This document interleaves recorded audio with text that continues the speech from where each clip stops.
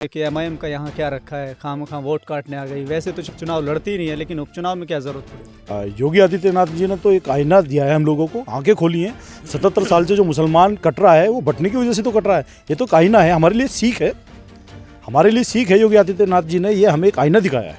अब मुसलमान इस चीज़ को समझ रहा है। बैरिस्टर असदुद्दीन ओवैसी साहब इंशाल्लाह मीरापुर के अवाम के बीच में होंगे। ज़मीन आसमान का फ़र्क है। कहाँ आप दिखाए ना अपने समाज में, अपने समाज की रैली करें, दलित सम्मेलन करें, पता चल जाएगा कितना समाज उनके साथ है। क्या हो उजड़ी घाटी सोना जंगल सब रोशन हो जाएगा। गुर्राहट है, अभी शेर पलट कर आएगा। आ रहा ना, शेर आ रहा है।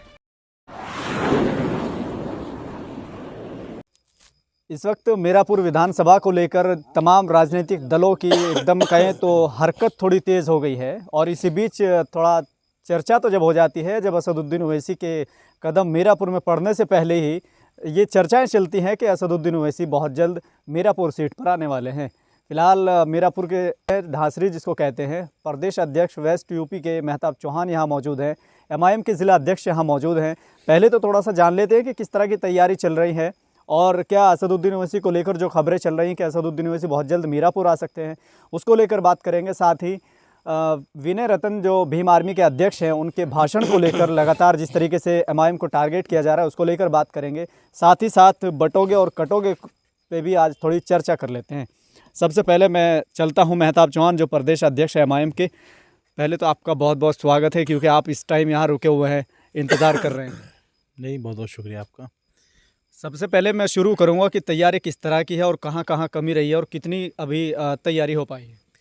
नहीं, अल्हम्दुलिल्लाह से देखिए हम लोग फील्ड में पूरी तरीके से डटे हुए हैं और 20 तारीख से कंटिन्यू हम लोग फील्ड में हैं। अल्लाह का शुक्र है, हम लोगों को चारों तरफ हम लोग जहाँ भी जा रहे हैं, जिस गांव में जा रहे हैं, आवाम का भरपूर प्यार मिल रहा है। पूरी मजबूती के साथ मजलिस इत्तेहादुल मुस्लिमीन चुनाव लड़ रही है और इंशाल्लाह उम्मीद है कि मीरापुर की आवाम मजलिस इत्तेहादुल मुस्लिमीन को अपनी दुआओं से नवाज रही है और यहाँ से मजलिस का विधायक बनने जा रहा है इंशाल्लाह।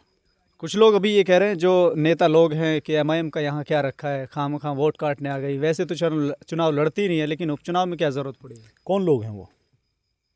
कौन लोग हैं? पार्टी के नेता लोग। ऐसे तो देखिए ये बहुत पुराना जुमला हो गया।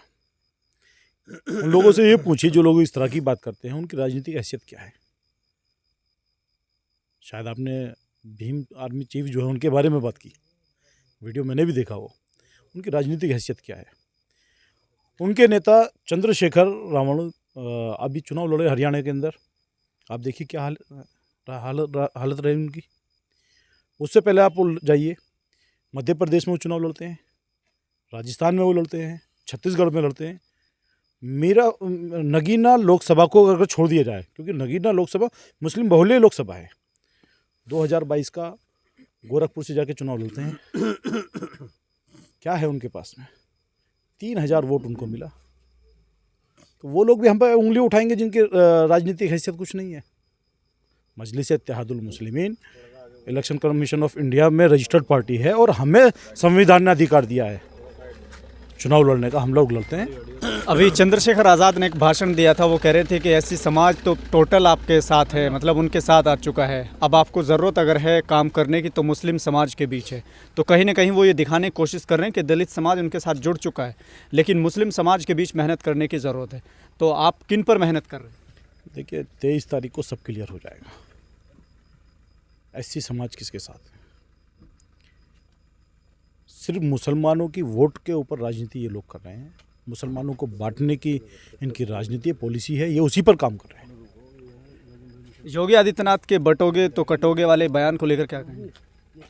ये तो नहीं, योगी आदित्यनाथ जी ने तो एक आईना दिया है हम लोगों को, आंखें खोली हैं।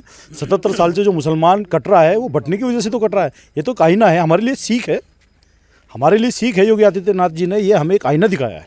अब मुसलमान इस चीज़ को समझ रहा है और मुसलमान इंशाल्लाह इस चीज़ को समझेगा भी और एकजुट होकर के वोट करेगा और मीरापुर से इसकी मिसाल बनने जा रही है। तो जैसे आप यहाँ मेहनत कर रहे हैं, उपचुनाव में आप उतरे हैं पहली बार यहाँ, तो कई लोगों का कहना ये भी है, और मैं नाम लेना चाहूँगा, विनय रतन भीम आर्मी के चीफ हैं, उसको लेकर थोड़ी बातें हुई हैं। वो भी कह रहे हैं कि कभी चुनाव नहीं लड़ती, लेकिन इस बार उपचुनाव में उतार दिया गया वोट काटने के लिए। वो मैंने आपसे बताया ना कि वोट कटवा कौन है। अभी हरियाणा के अंदर चुनाव हुआ, वोट कटवा कौन था वहाँ? किसको फ़ायदा पहुँचाने ये लोग वहाँ गए थे? उससे पहले मध्य प्रदेश में लोग चुनाव लड़े, क्या हालत हुई इन लोगों की वहाँ पर। छत्तीसगढ़ में क्या हालत हुई इनकी, राजस्थान में क्या हुआ इनके साथ में। तो वोट कटवा कौन है, अवाम अच्छी तरह से समझ रही है। मैंने अभी बताया ना, चंद्रशेखर रावण नगीना लोकसभा को छोड़ करके गोरखपुर से जाकर चुनाव लड़ते, हैसियत पता चल जाती है उनको। उनकी हैसियत 2022 में गोरखपुर की आवाम ने दिखाई, 3000 वोट उनको मिला। और अगर वो लोकसभा मुस्लिम बहुल्य सीट को छोड़ करके कहीं और से जाकर के लड़े, पता चल जाएगा उनको क्या हैसियत है उनकी। एक खबर और चल रही है कि बहुत जल्द असदुद्दीन ओवैसी मीरापुर विधानसभा में आने वाले हैं, कितनी सही है खबर? बिल्कुल सही है। किस दिन आने वाले? 18 नवंबर को बैरिस्टर असदुद्दीन ओवैसी साहब इंशाल्लाह मीरापुर के आवाम के बीच में होंगे। कई लोगों की बड़ी नज़र टिकी है, वो कह रहे हैं कि अगर ओवैसी साहब यहाँ आते हैं तो कई दलों की धड़कनें बढ़ रही हैं। वो कह रहे हैं कि परमिशन नहीं होनी चाहिए। का खतरा है। अरे देखिए, अभी आगे आगे देखिए होता है क्या, परमिशन क्यों नहीं होनी चाहिए। अभी से खतरा, जब हम लोग वोट कटवाए हैं तो हमसे डर किस बात का। यही लोग तो हमें वोट कटवा बोलते हैं। इंशाल्लाह मीरापुर की आवाम प्रोग्राम भी कामयाब करेगी और इनको 20 तारीख के अंदर वोट दे करके 23 तारीख में इनकी हैसियत इन लोगों को बताने का काम करने जा रही है इंशाल्लाह।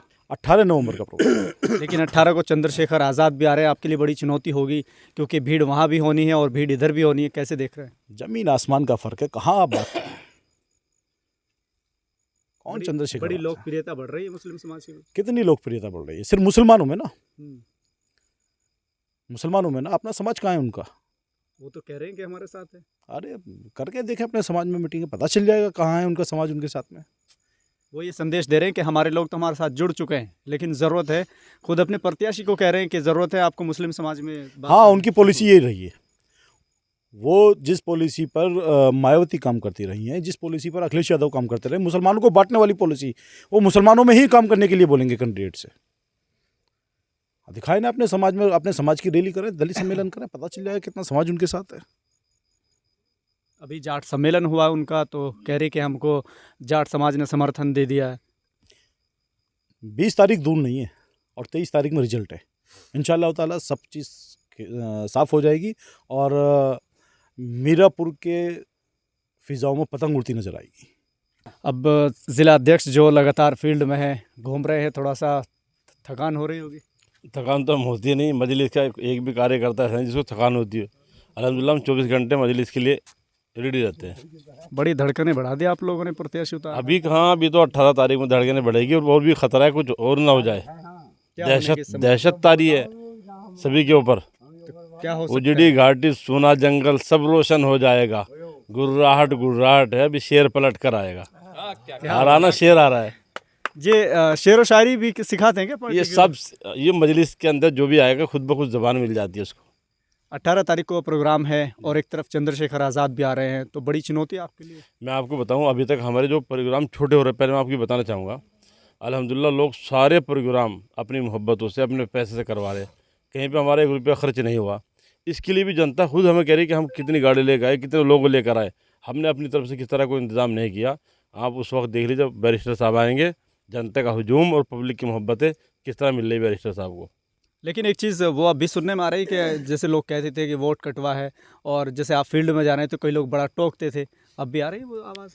वो तो ख़त्म हो चुका मामला। जैसे अभी अध्यक्ष जी ने बताया है, ये तो एक फार्मूला हुआ करता है, लेकिन अब जनता सब जान चुकी है, सबको मालूम हो गया कि वोट कटवा कौन साबित हो रहा है और कितने कहाँ पे नुकसान पहुंचाया। हरियाणा के अंदर किसने नुकसान पहुंचाया, कश्मीर के अंदर किसने नुकसान पहुंचाया, और ख़ुद मेरठ के अंदर हमें खुद किसने नुकसान पहुंचाया, आपको मालूम है।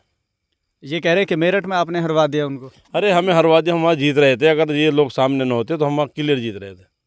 ये तो उल्टा हो गया। कभी वो कहते थे कि मतलब आप उनको हरा रहे हैं, अब ये तो उल्टा हो गया। जैसे आप सदर साहब कहते हैं ना कि अब हम बोलेंगे वो सुनेगा, अब इंशाल्लाह से होगा। तो कितनी तैयारी अभी तक हो पाई हैं, क्योंकि 20 तारीख को वोटिंग होनी है, उससे पहले कितनी तैयारी अब तक हो पाई है? अल्हम्दुलिल्लाह पूरी तैयारी है, जहाँ थोड़ी बहुत खामी है उसको पूरा किया जाएगा इंशाल्लाह। चलिए, एमआईएम के ज़िला अध्यक्ष और एमआईएम के वेस्ट यूपी के प्रदेश अध्यक्ष डॉक्टर मेहताब चौहान साहब, तो आपने सुना कि तैयारी ज़ोरों शोरों पर है और 18 तारीख को असदुद्दीन ओवैसी मीरापुर में आने वाले हैं, उसको लेकर पूरी तैयारियां चल रही हैं। और अब देखना यही होगा कि आखिर कितना वोट ले पाते हैं और ये जोश और जज्बा क्या वाकई जनता में बाकी रहता है। फ़िलहाल के लिए सिर्फ इतना ही। देखते रहिए भारत लाइव हिंदी।